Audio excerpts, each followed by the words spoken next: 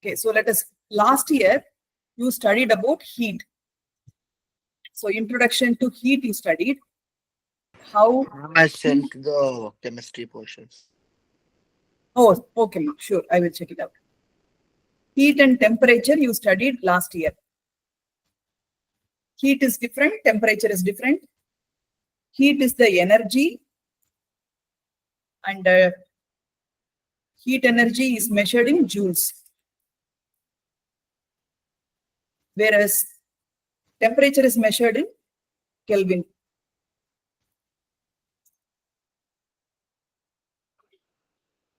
Measured in joules, temperature is measured in Kelvin. Other units are Celsius and Fahrenheit.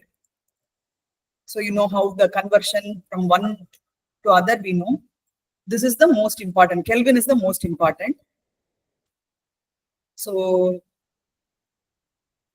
you might have known that if two things have, okay, I will draw this. If I have two beakers, both have water. Both are 50 degrees Celsius. If you measure the thermometer, this is also 50 degrees Celsius. I don't have my pen today. And both are showing 50-degree temperature.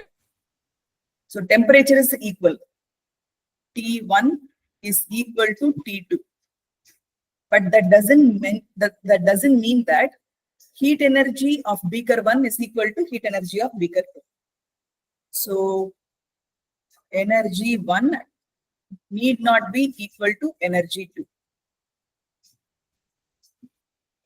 How does heat energy depend on? It depends on mass. So this may be 1 liter of water, and this can be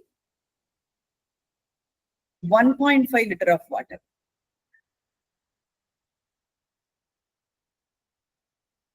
So the heat energy possessed by the second beaker will be more.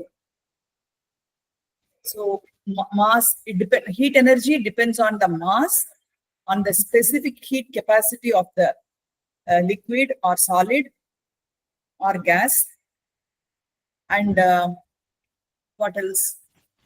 Mass, specific heat capacity, two things. So two items can be having same temperature, but the heat energy possessed will be different, may be different, may be equal, may be different.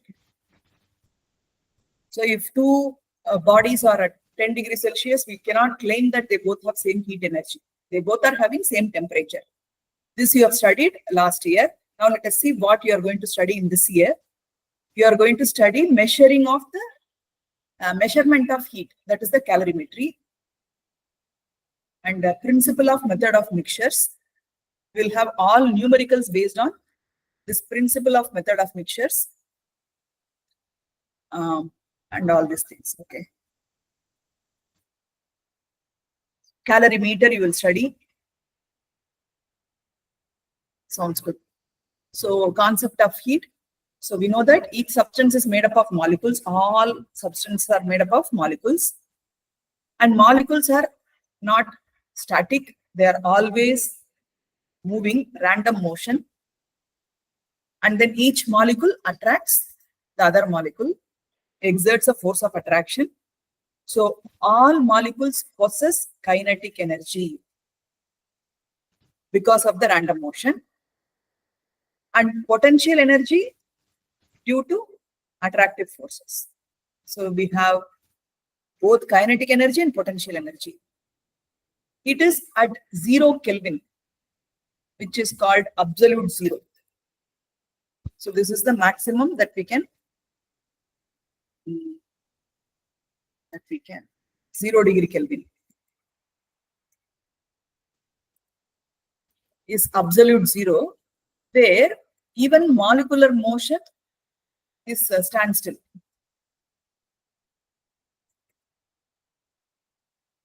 So here molecules don't have kinetic energy.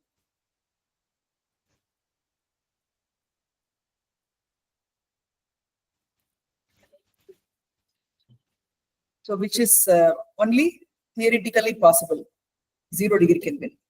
So otherwise, all molecules have kinetic energy and potential energy. And the addition of potential and kinetic energy is called internal energy. Total internal energy of a substance is called heat energy. Okay, there is a better definition coming up. So obviously, a hot body will have more internal energy than an identical cold body. So if I take two beakers, the one with the higher the temperature, heat energy is more.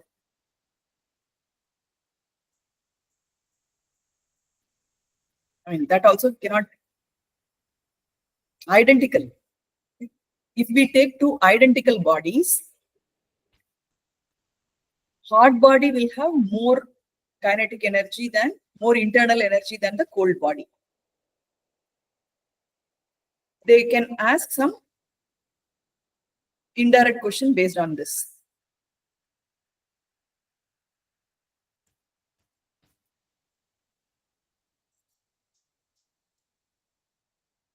So more hot body has more internal energy than an identical cold body.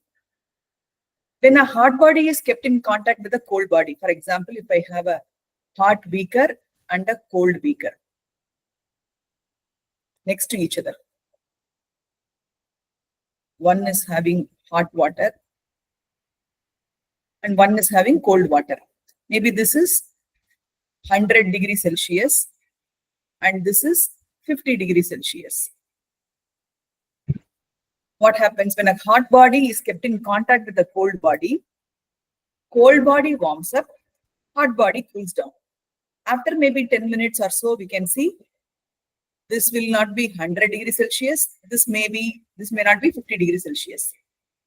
Maybe they are 60 degrees each. Thermal equilibrium. Both are having same temperature.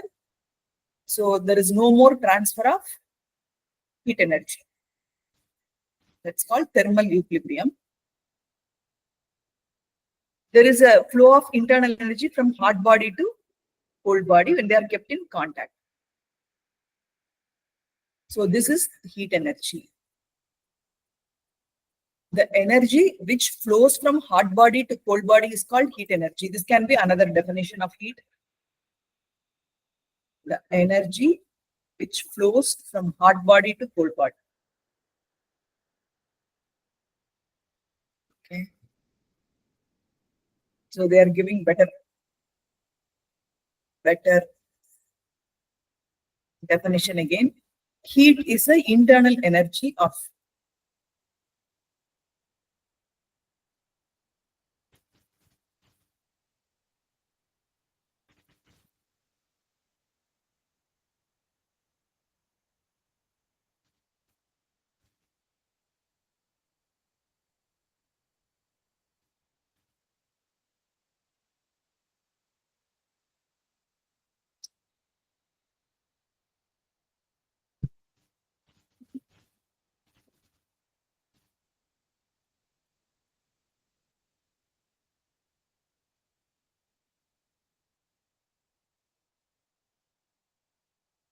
I'm missing my pen. Okay, ma'am.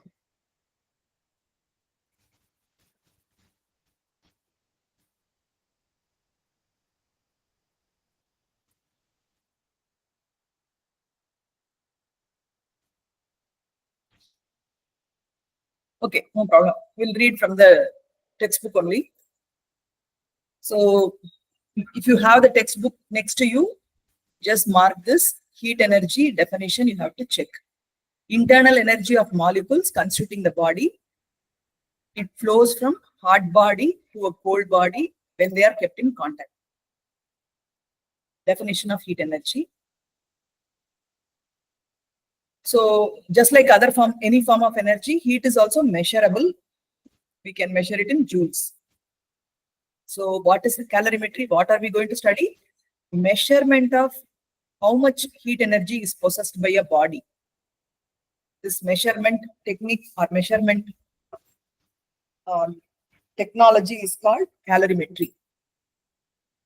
So how is heat energy measured? Just like any other energy, it is measured in joules. And also we have other units. For example, calorie.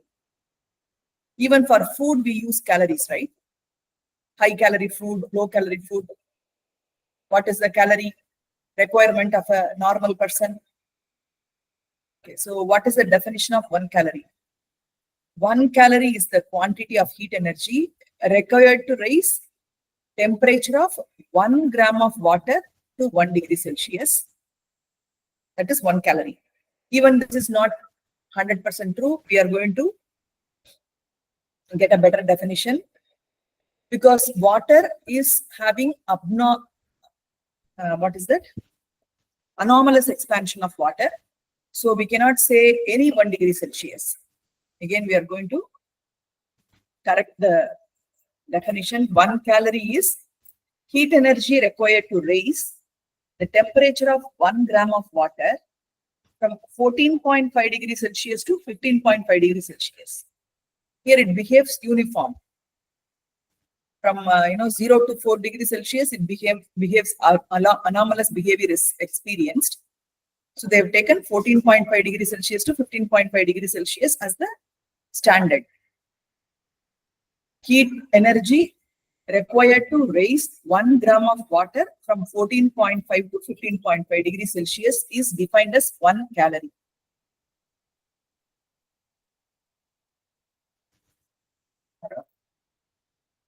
So 1 calorie is approximately 4.2 joules, 4.186 or 4.2 joule approximately. So if you look at your, chocolate, biscuit, whatever it is not mentioned in calories, it is mentioned in kilocalories. 1 kilocalorie is 1000 calories. Okay, but on the average, I think a person needs 2000 calories or so. So 1 kilocalorie is the heat energy required to raise 1 kilogram of water. Look at that. If it is 1 calorie, 1 gram of water. If 1 kilocalorie, it is 1 kilogram of water. Otherwise, the definitions are exactly same. What is 1 calorie, 1 kilocalorie? So kilocalorie is used to measure the energy value of food. Are you okay so far, Ma? 11.1. What we are going to study this year? What is heat? What is temperature? And why? The total internal energy is called the heat energy. Hot body has more heat energy than the cold body if it is identical bodies. And if two bodies have the same temperature, it doesn't mean that they both have same heat energy. Heat energy depends on many factors. Okay, let's move on to temperature. So on keeping a hot body and cold body in contact by conduction, heat is transferred by conduction. So you would have studied in earlier classes, heat can be transferred in 3 different ways, which is conduction, convection,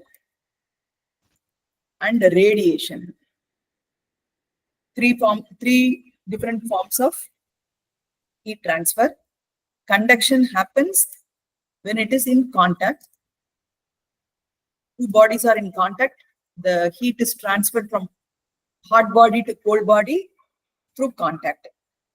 And convection by flow of circulation of air, flow of air. Hot air rises up, warm air rises up, and cold air comes down. That's how the heat is getting transferred. And radiation without contact, non-contact. So we don't have to go much in detail, just to remember and recall.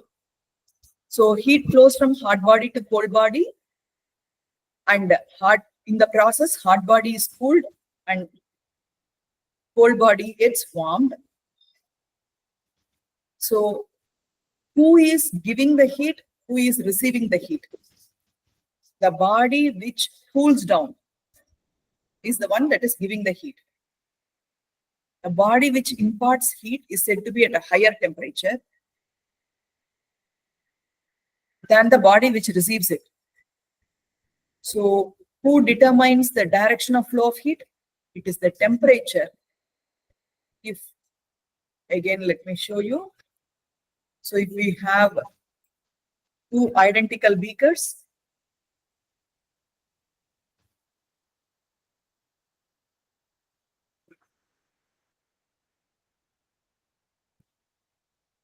if heat is flowing this way, that means this is higher temperature, T1 and T2.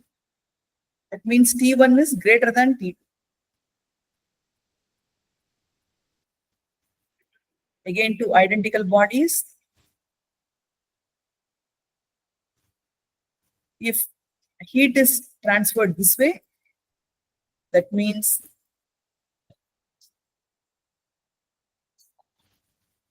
T1 is less than T2.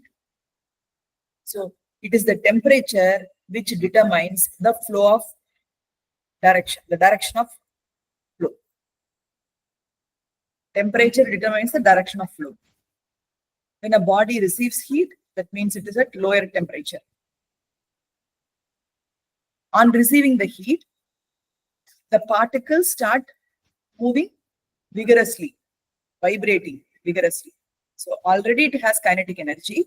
Now the kinetic energy is increased. The temperature rises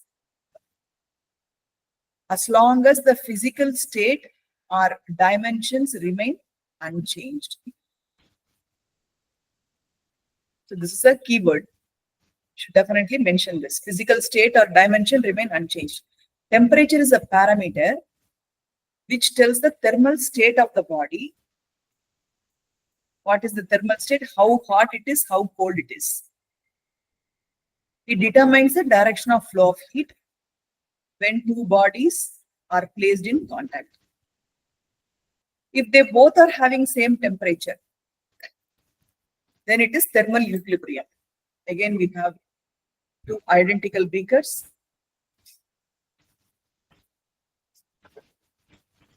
No transfer of heat. That means T1 is equal to T2.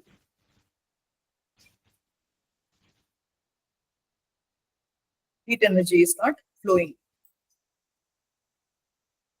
Of course, we are ignoring the transfer of heat to the surroundings. Okay. So if both are, there is no transfer of heat, that means they both are having same temperature. But that doesn't mean that they possess equal amount of heat energy. So temperature is one of the factors. Temperature gives an idea of how hot or cold the body is, but it alone cannot give the heat energy measurement. So amount of heat energy depends on mass of the body, temperature, and material of the body. Suppose if I take two beakers,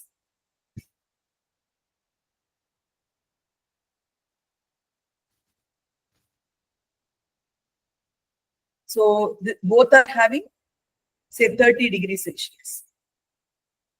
T1 is 30. This is the thermometer. Okay, so this is 30 degrees. The rod is the thermometer. Okay, so T1 is equal to T2. Suppose let us take both are 1 liter. Mass is same. or 1 kg. We have to measure in kg if it is mass. Both are having same mass.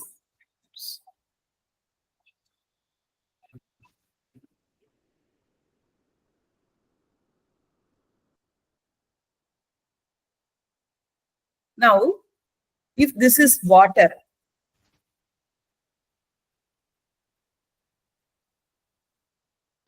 and this is oil. Oil at 30 degrees may possess more heat energy than water at 30 degrees Celsius. So I can say T1 heat energy E1 less than E2. Even though mass is same, temperature is same, material is different. Ma'am, how do you know which material is greater than what? We have a table. We have a table of with specific heat capacities. How we had a table of refractive indices of various material, like Yeah, that ma'am. we will be given in the exam also. If there is a numerical, they'll give specific heat capacity of various material. Will they give us the values or no? We don't have to memorize. They will give it. They have given a chart. Where is it? Here it is. If you look at it, water has high specific heat capacity. Ma'am, what do you mean by specific heat capacity? You need to heat a lot. Okay. If you want to heat 1 gram of water, you need to give 1 calorie. But if the same thing, if it is 1 gram of lead, look at this, how much energy is needed. 0.031 gram, 0.0131 calories enough to heat lead. These are all called calories of per gram per degree Celsius. So lead can be easily heated up and easily cooled down. Mercury can be easily heated up and cooled down. Compare it with kerosene. You need to give 0.5 calorie for every gram of kerosene to increase by 1 degree Celsius. And water has pretty high requirement. You need 1 calorie to heat 1 gram of water by 1 degree Celsius. So heat energy depends on 3 factors: directly proportional to mass, directly proportional to temperature, and directly proportional to the material, based on the material. So heat energy depends on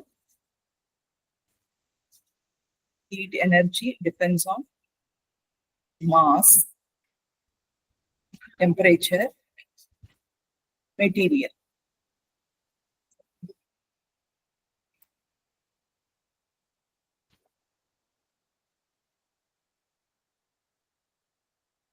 Three factors.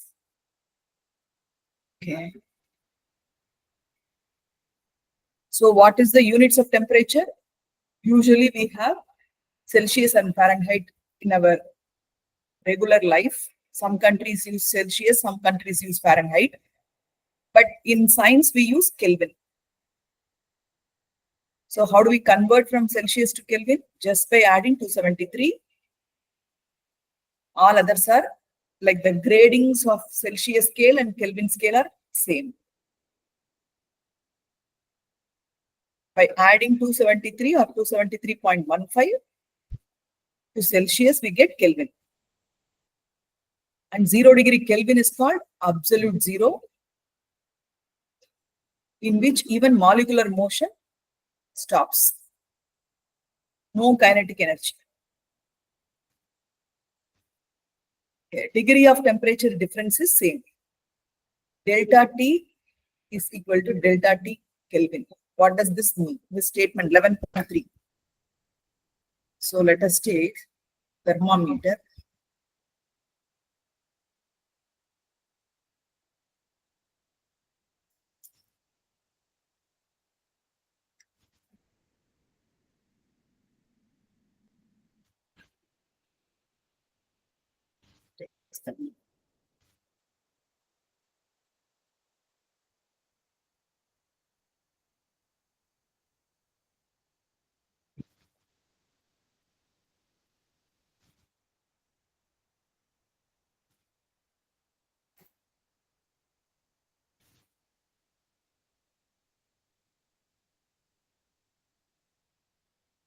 So we have thermometer.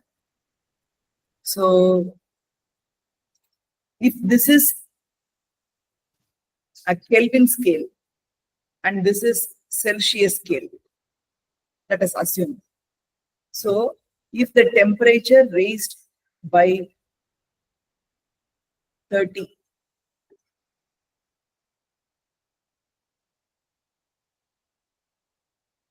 it will be the same. T1, T2, T1, T2. Since the gradings are equal, T2 minus T1, delta T is, this is delta T. Change in temperature, T2 minus T1. Whether it is Kelvin scale or Celsius scale, it is same, they are saying. Are you able to agree with this? Yeah, ma'am. How about Vishwa? Yeah, ma'am. Vikasini, shall we proceed, ma? Yeah, auntie. Okay. Maybe T1 was, 10 degrees, 10, 273. Let me check. It is 300 Kelvin to 330 Kelvin. And here it will be corresponding to that. It will be 27 degrees to 57 degrees Celsius. So delta T will be same whether it is in Celsius scale or Kelvin scale.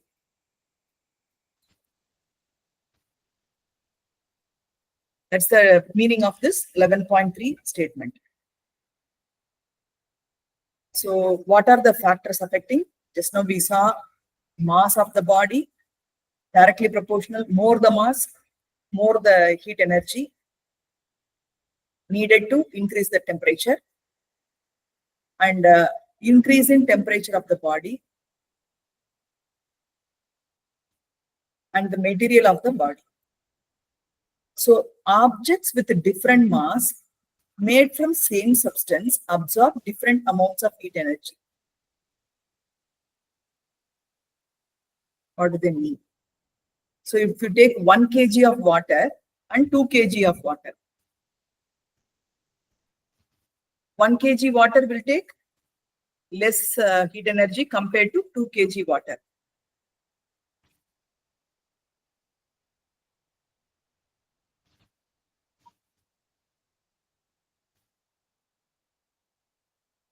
Okay, we'll read from here.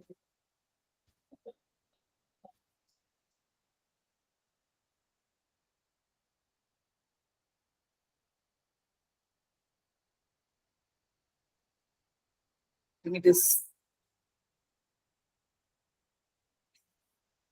so you have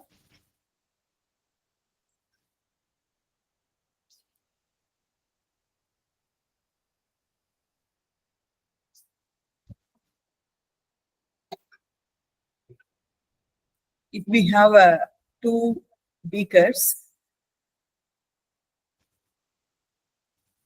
1 kg of water, one beaker has 2 kg, 1 kg, one beaker has 1 kg of water.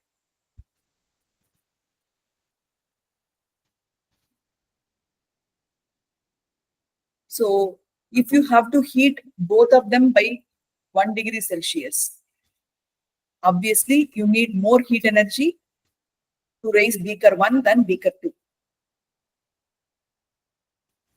So energy Q, we call heat energy as Q. Q1 is greater than Q2.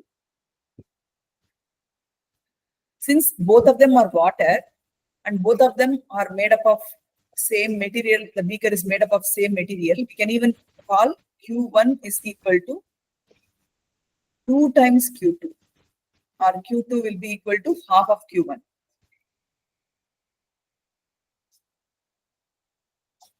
Directly proportional to mass. Objects with equal mass made from the same substance absorb different amounts of heat to raise their temperature by different amounts. For example, what is the second point? So this is the first point that talks about heat energy is directly proportional to mass. Second point says heat energy is proportional to temperature, delta T.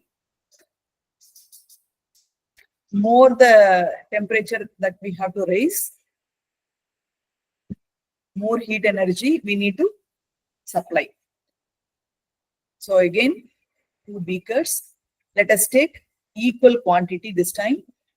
1 kg of water, 1 kg of water. And you have to heat it up to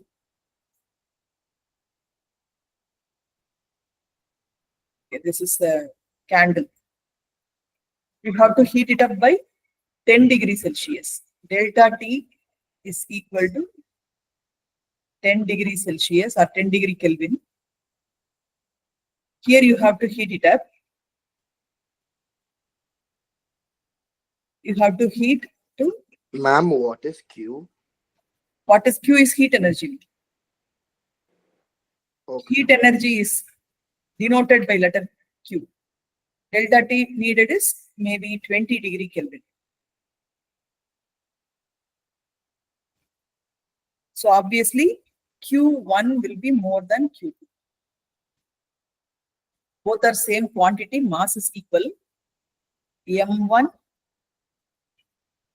is equal to M2.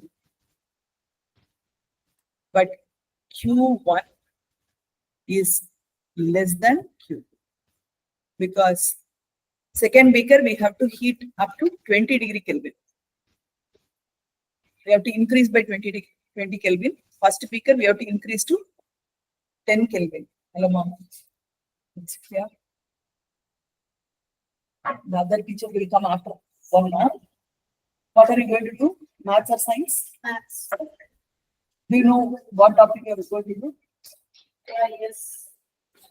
What was difficult in your exam? I finished looking at my book.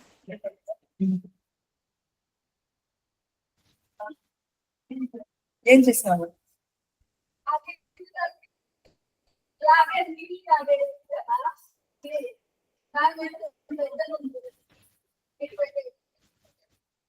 పైన పెద్ద పెద్ద rods ఉన్నాయి.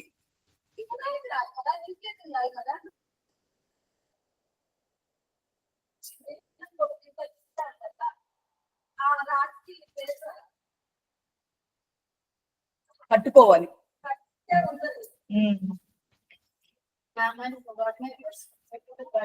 I think you sent it in the group. No, my mother sent it. Yeah, it is there. You see?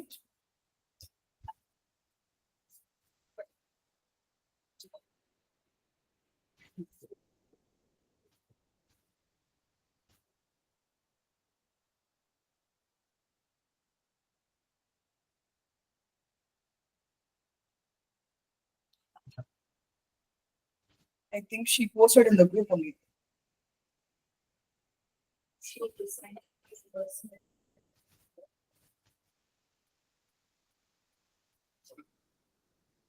You can take your maths textbook. You can.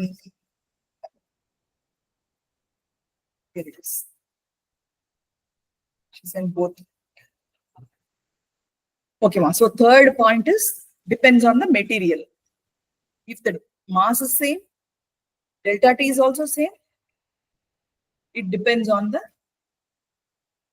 another factor, which is C, specific heat capacity. So objects that has same mass, and if you have to heat it, but if you have to heat it by 1 degree Celsius.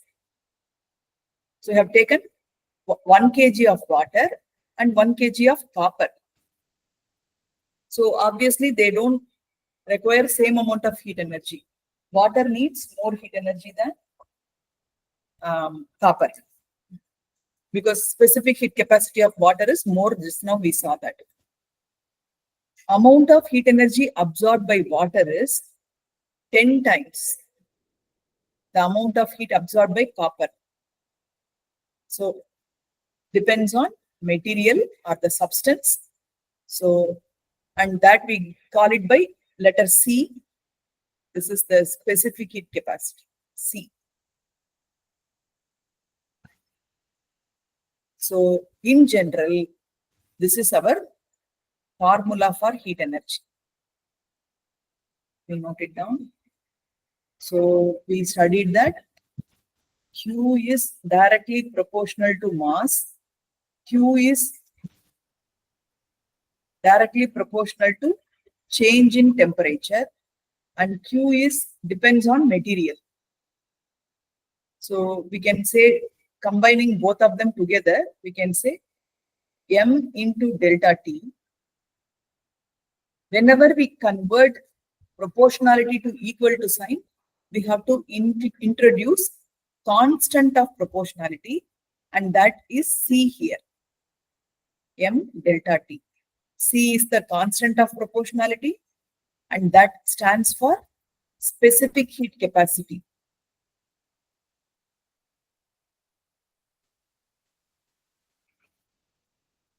Specific heat capacity. Slightly confusing. We have heat capacity and specific heat capacity.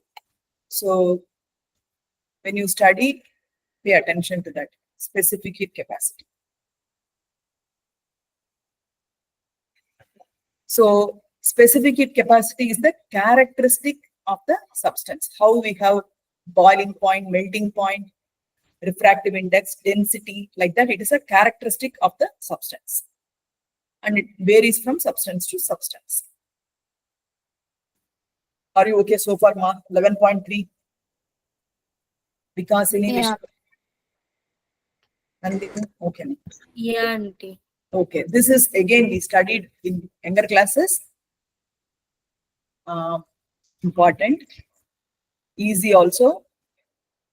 Difference between heat and temperature. If it is 2 marker, give 4 differences.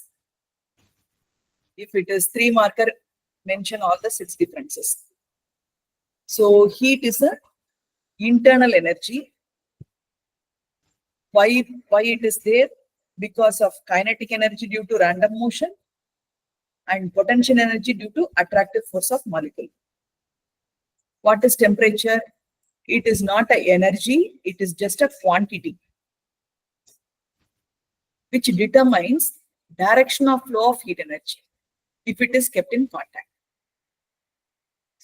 And SI unit of heat is joules, temperature is Kelvin.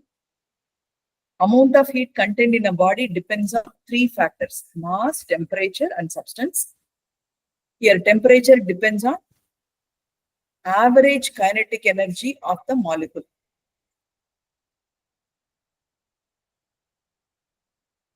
So, temperature depends on the average kinetic energy of the molecules. They are not even considering potential energy. Heat is measured by principle of calorimetry. Temperature is measured using thermometer. 2 bodies having same quantity of heat may differ in their temperature. 2 bodies at same temperature may differ in heat energy. 0.5 is a bit, you need to spend a bit more time in 0.5. If you don't understand, I'll repeat it. When 2 bodies having same heat, it can have different temperature because one body is heavy, other body is light, or one body is made up of lead, another body is made up of, glass. Okay. Specific heat capacity may differ. So 2 bodies having same quantity of heat energy may have different temperature, or 2 bodies which has same temperature may have different heat energy. When you study point number 5 a bit more careful. When 2 bodies are kept in contact, total amount is equal to sum of the heat energy. When 2 bodies are kept at contact, resultant temperature is temperature in between the two temperatures. What does this mean? Let me show you the point number 6 again in detail. So, if I have a beaker, 1 kg of water is already there. 1 kg of water, which has some temperature, okay? And the heat energy is Q1. If I add some milk, so if I add from another container some hot milk, which has Q2 as the heat energy.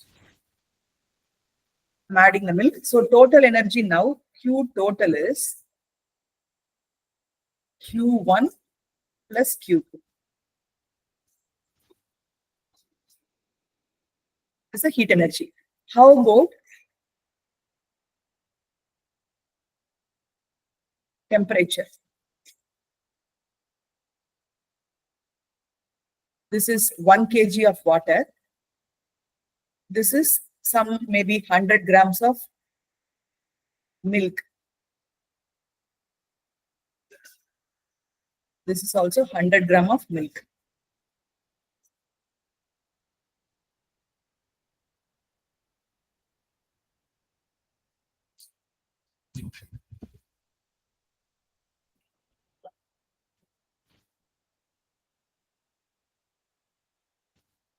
Okay, so what do you think the temperature will be?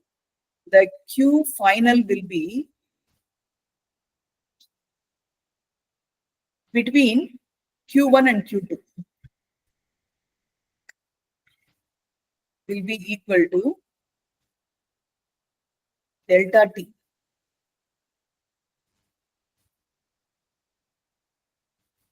This is in temperature T1. This is in temperature T2. Whoever is higher, higher minus lower will be the final temperature. Heat energy is addition. Temperature is subtraction.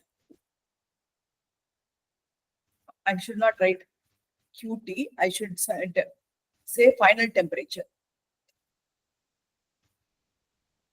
Temperature is equal to T2 minus T1 or T1 minus T2.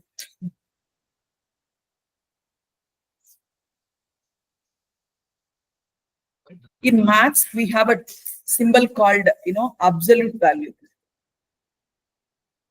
So this is called mod. This is called, I don't know whether you have any time used this mod. Because in English, Ma'am, we used it like long back for like some, I don't know for what, but yeah. okay, so class 6, 7, mod or absolute. Absolute. Okay, so 2 names for this. So it's not negative. If T2 is greater, T2 minus T1. If T1 is greater, T1 minus T2. That's it. So temperature, final temperature is the difference. Final heat energy is sum. Hello. I'm doing good. He can come offline today. Today we have classes. Yes. Yeah, I'm there. I'm back.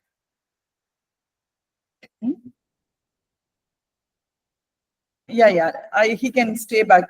I will make sure that he does. Bye.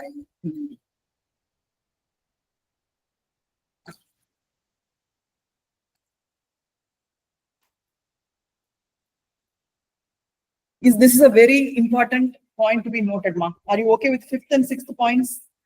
Difference between heat energy and the temperature. Yeah, ma'am. Yes, ma'am. Okay, let's move on.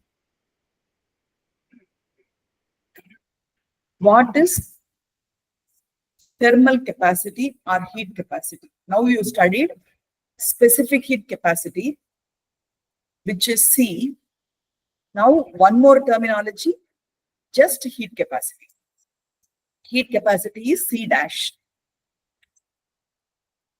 So from our everyday experience, we find that different bodies require different amounts of heat energy to heat it up.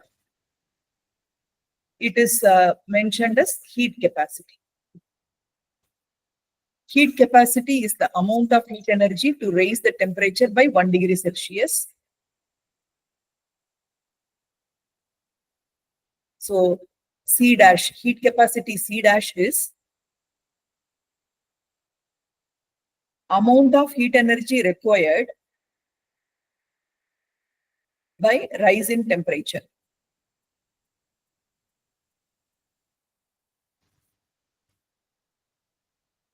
Heat capacity is C dash equal to Q by delta T.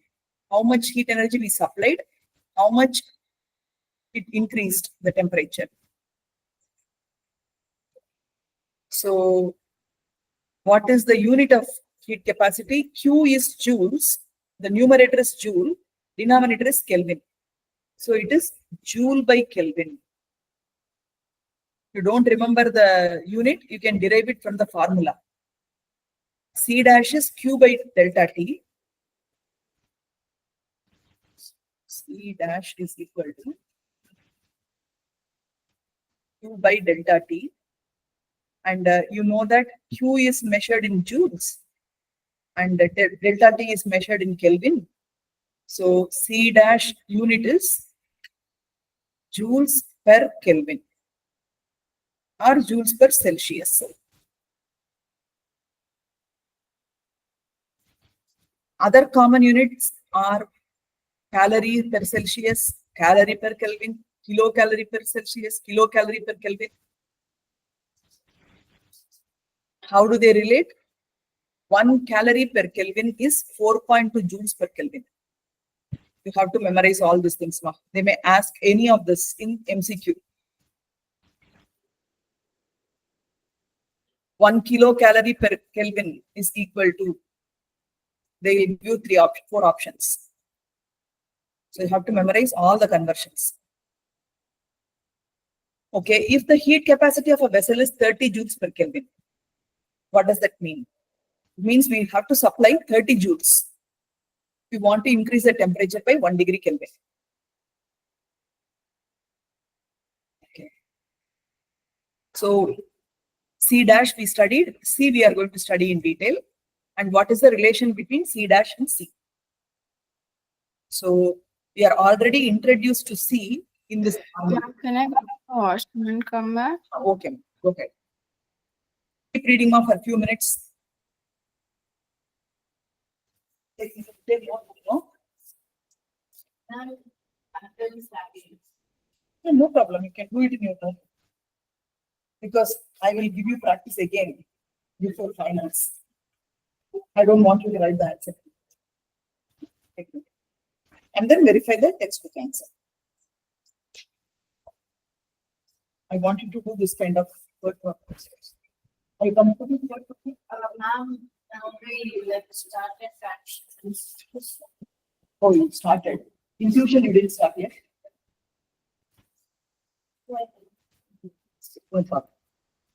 Are you done with 6A, 6B in school? 6A you started? Yes. You are completed inclusion? No, we did it in school. Okay. You want more practice of 6A, 6B? Six, really, like, I didn't understand. You go to the library, that room, to see 6th grade RD Shakti. Huh? Are you back, ma? Yeah, ma'am.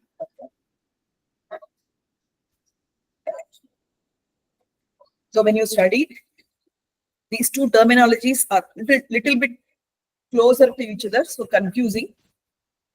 Specific heat capacity and heat capacity. Heat capacity is C dash. Specific heat capacity is C. So specific heat capacity is heat capacity per unit. That's it. C equal to specific heat capacity C is equal to C dash by M. C equal to C dash by M. Per unit. If mass is 1 kg, then it is C and C dash both are same. If mass is 1 unit.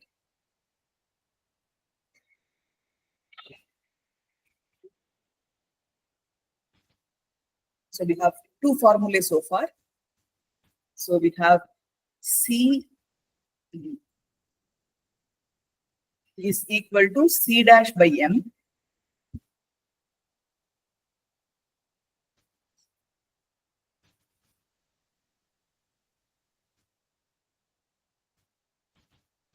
And C dash equal to Q by delta T.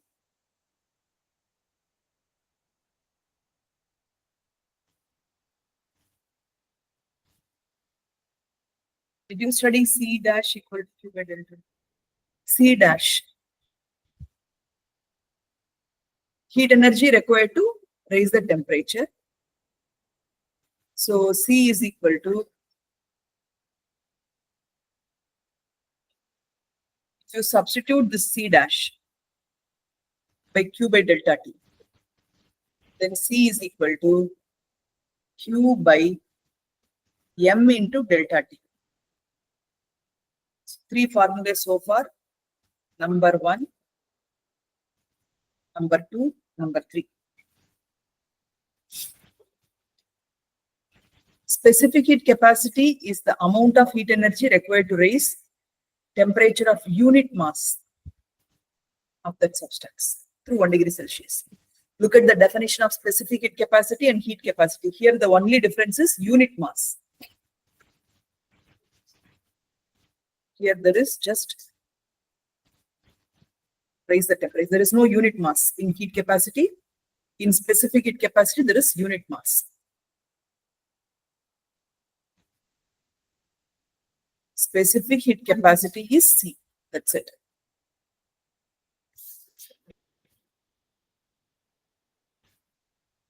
Per unit mass. So this formula we already studied. Q is equal to MC delta T. So what is the unit of specific heat capacity? C dash by M, right? So unit of C dash is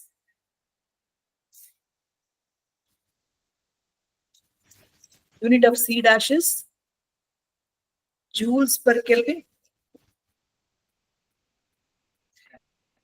And unit of mass is kg. So unit of C or specific heat capacity is joules per Kelvin per kg.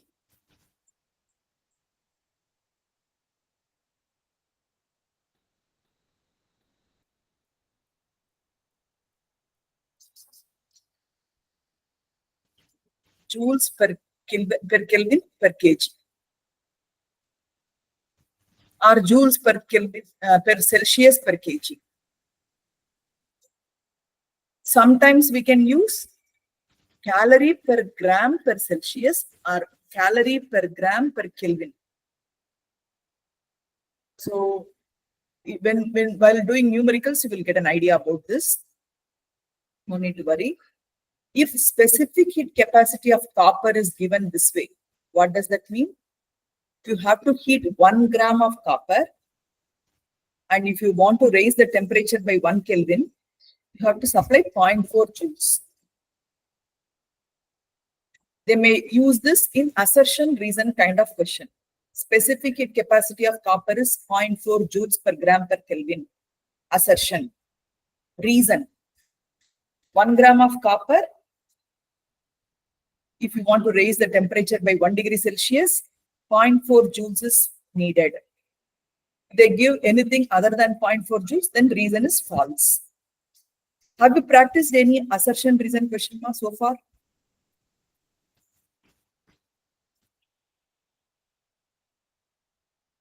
You have not? No, ma'am. Okay.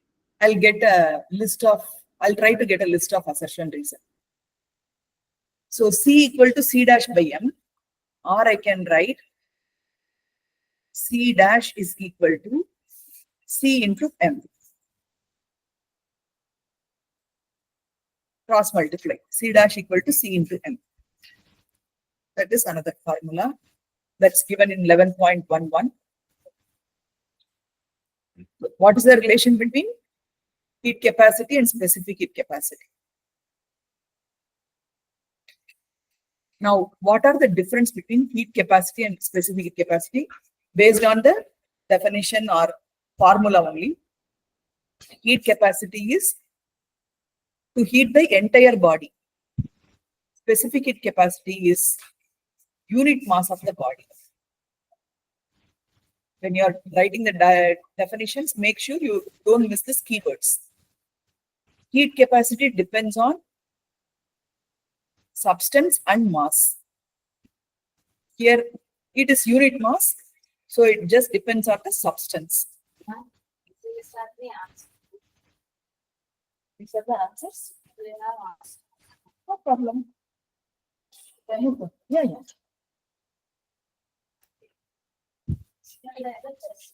No need to write question.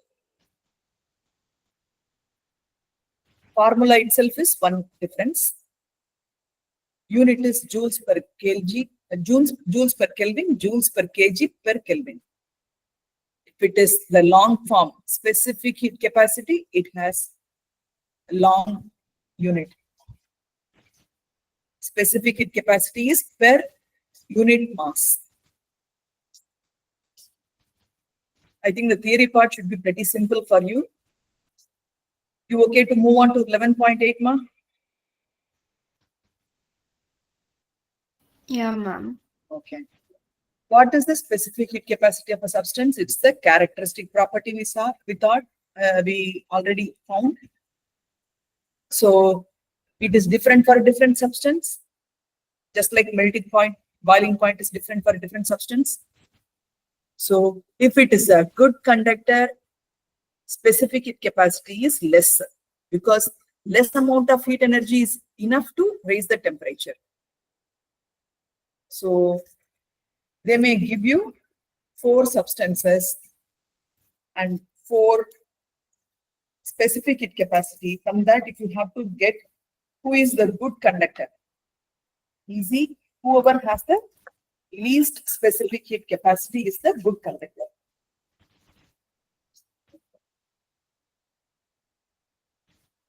Bad conductor needs more heat energy, so high specific heat capacity.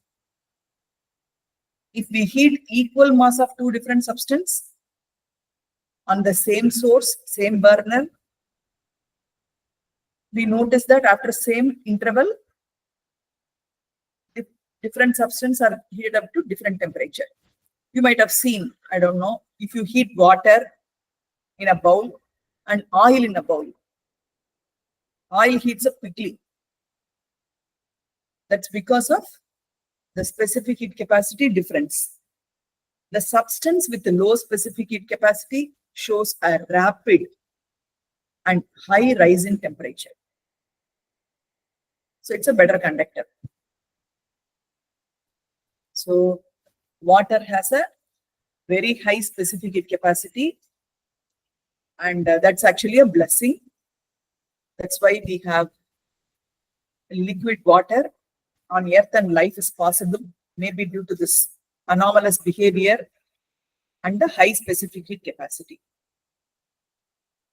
One more important point, the specific heat capacity is different in different phase. Check it out. Ice has 0.5 as the specific heat capacity. But if it is water, it is 1, almost double. So specific heat capacity of the material in that solid phase can be different. Specific heat capacity of the same material in liquid phase, it can be different. Different for a different phase. Note this point, ma. If you have the text next to you, star it. Who has the highest specific heat capacity? It is for hydrogen. Can you believe? 14630 joules is needed if you want to raise the temperature of hydrogen by 1 Kelvin. 1 kg of hydrogen by 1 Kelvin.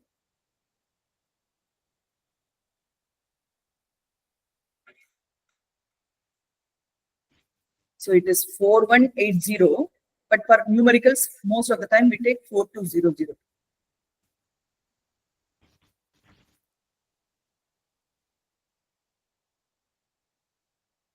Okay, ma. I'm going to start calorimeter. Calorimeter is very simple. It's a cylindrical vessel. What are we going to use a calorimeter for?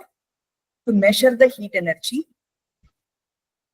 amount of heat gained or lost by a body when it is mixed with another body. For example, if I take a beaker with water, 1 kg water at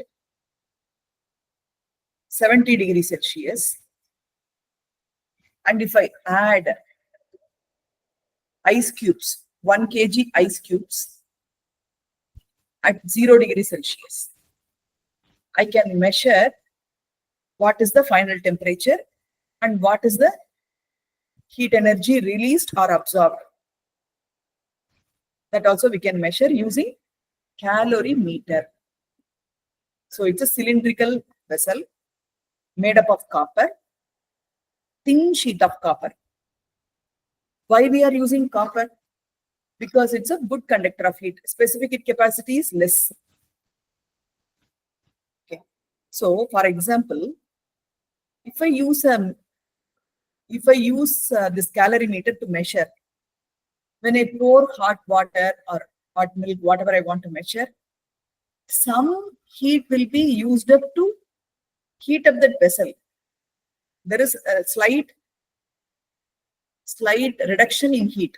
So we want to keep the loss minimum. Let me repeat, ma. Calorimeter.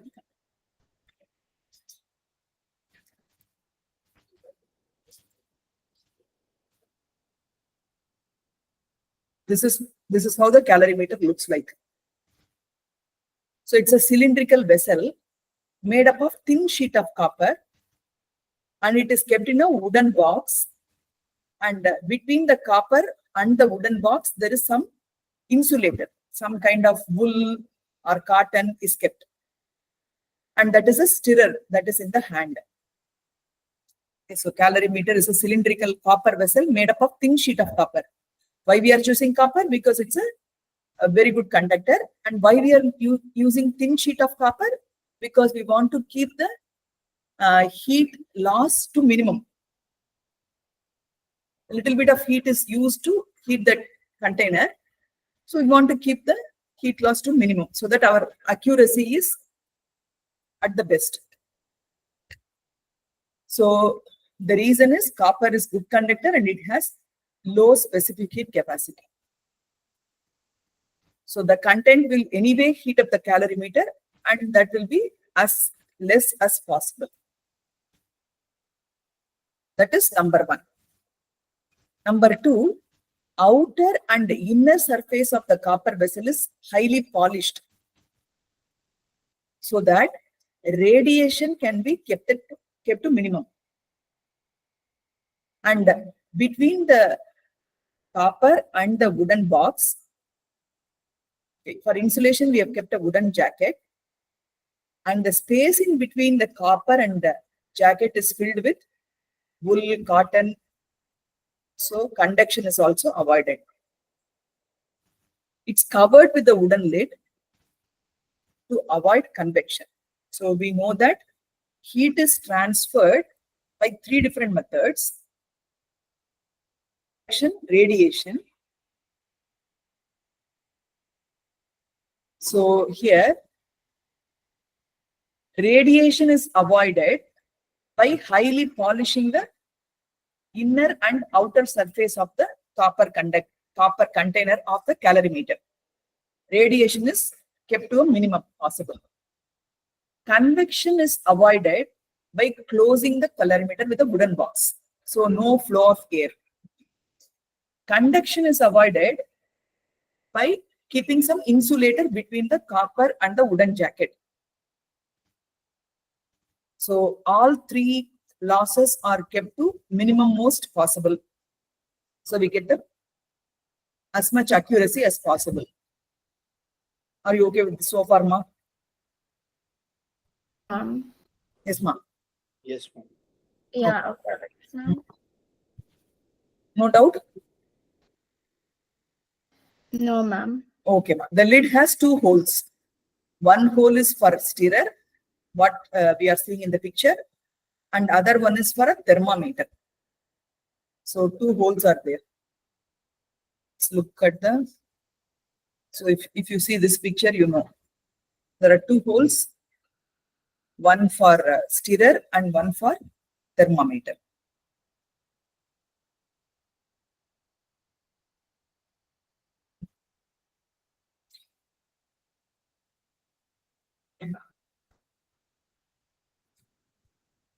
So now we are going to study the principle of method of mixtures. Method of mixtures or principle of calorimetry. Very easy. Heat energy lost is equal to heat energy gained. Heat energy lost by the hot body is equal to heat energy gained by the cold body. As simple as that. This is called principle of calorimetry. Okay. When a hot body is mixed with a cold body, for example, warm water with ice cubes, heat energy passes from hot body to cold body till both the body attain the same temperature, thermal equilibrium. Till they reach thermal equilibrium, that heat transfer keeps happening. If we make sure that the heat loss is minimum, no heat is lost to the surrounding, if there is a perfect insulation, assuming that heat loss is negligible, then heat energy lost by the hot body equal to heat energy gained by the cold body. So principle of method of mixture. This is based on law of conservation of energy. I've seen one question based from this point itself. Principle of calorimetry is based on which of the following law? Number one, law of conservation of energy, Newton's law, Archimedes' law, Pascal's law. Okay, right? Principle of law of conservation of energy. Energy can neither be created nor be lost. One form is converted to another form. So one body uses energy, another body gains energy.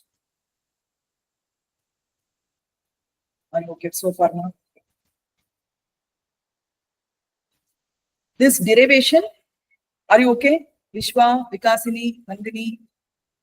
Yeah, ma'am. Yeah, auntie. Can you repeat it? Okay.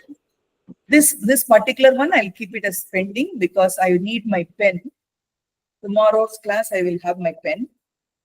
So I'll move on to the next one. So what are the natural phenomena? We have high specific heat capacity of water. That's a blessing. How it's a boon for us? What are the consequences? So we know in the table given, water has the highest specific heat capacity. Because of this, the climate near seashore is moderate. The coastal areas, it's neither too cold nor too hot. So specific heat capacity of water is about 5 times as that of sand.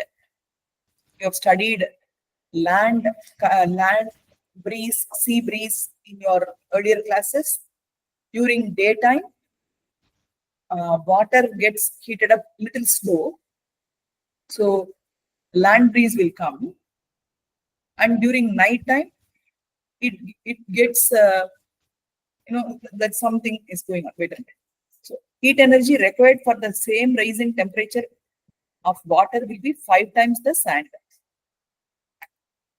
So Sand gets heated up or cooled faster, rapidly compared to water. So there is a huge difference between the temperature of sand and water. So during night, land breeze happens.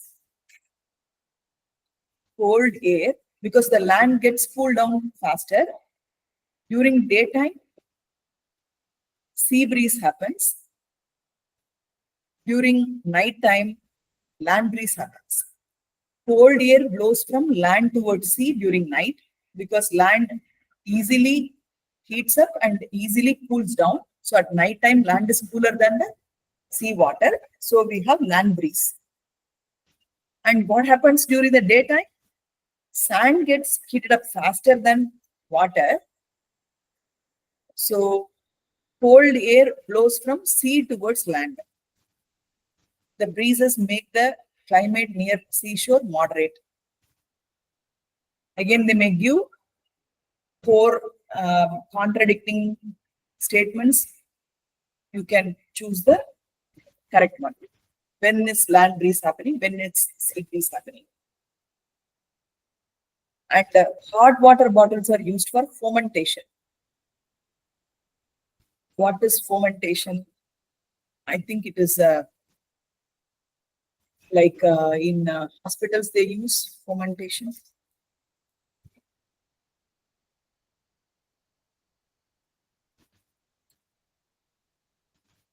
So when somebody has pain, this is fermentation.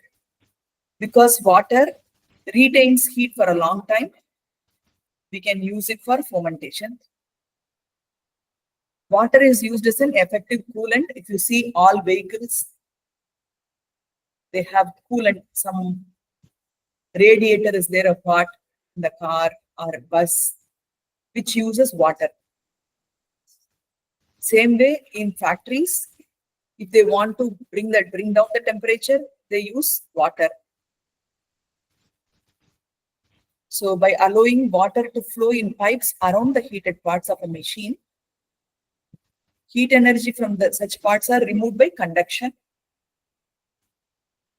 So it doesn't raise the temperature so much because it has high specific heat capacity. It can absorb more heat energy and cool down the machine part. That's why radiators in car, bus, and generator are filled with water to cool the machine. 3 points. Fourth point, in cold countries, this wine, juice bottles are kept in water. So because they don't burst, it impacts large amount of heat energy before reaching the freezing point. So they don't freeze and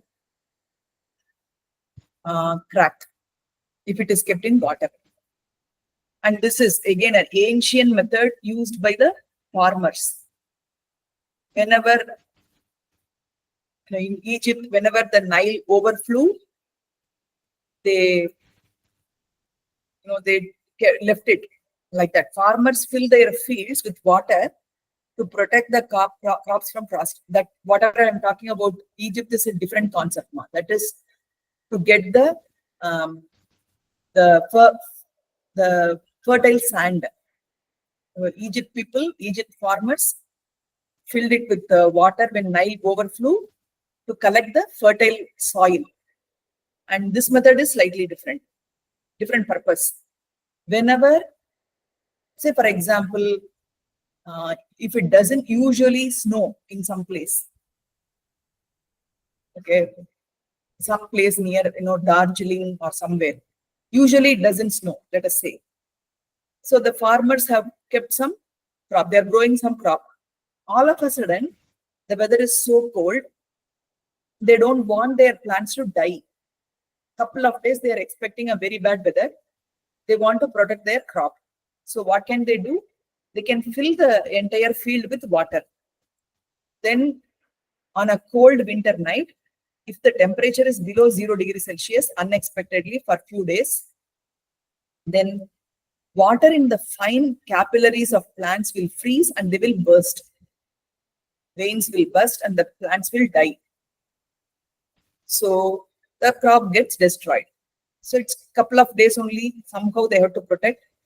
So what they are doing is they fill their field with water.